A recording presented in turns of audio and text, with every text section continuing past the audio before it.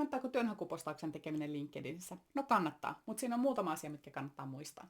Se on mainio tapa aloittaa työnhakumatka. Sä oot varmaan nähnyt erilaisia. Yleensä niissä pyydetään apua muilta verkoston jäseniltä, että ne postaa eteenpäin tai kommentoi tai laittaa sen postauksen sellaiselle henkilölle, joka siitä olisi kiinnostunut. Postauksen tarkoituksena on vauhdittaa työnhakukäyntiin. Onnistuakseen siinä kannattaa huomioida muutama asia. Kaikista tärkein on ihan ensimmäisenä se, että sun LinkedIn-profiili on kunnossa.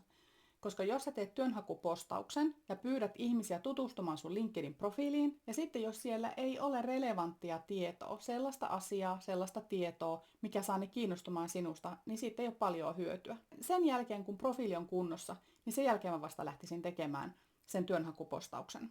Ja ytimenä on siinä se, sä kerrot, että sä etit uutta roolia.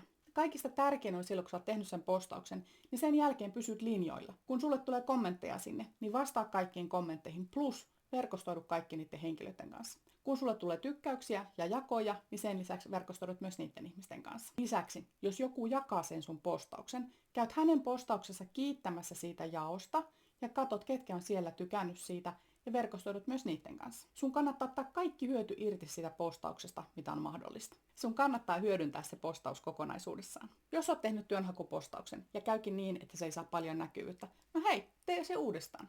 Näkyvyyteen vaikuttaa tosi moni asia. Siihen vaikuttaa esimerkiksi julkaisun ajankohta, sun verkoston koko, sun tekstin sisältö ja sitten sun oma aktiivisuus LinkedInissä. Jos sulla on vaikka 10 henkilöä sun verkostossa, niin ei siinä ole hirveästi ihmisiä, jotka voi sen nähdä. Pyri siihen, että sulla on se 500 henkilöä siellä sun verkostossa, niin silloin se näkyvyys alkaa olla jo hyvä, kun siellä on massaa enemmän jakamassa sitten sitä sun postausta.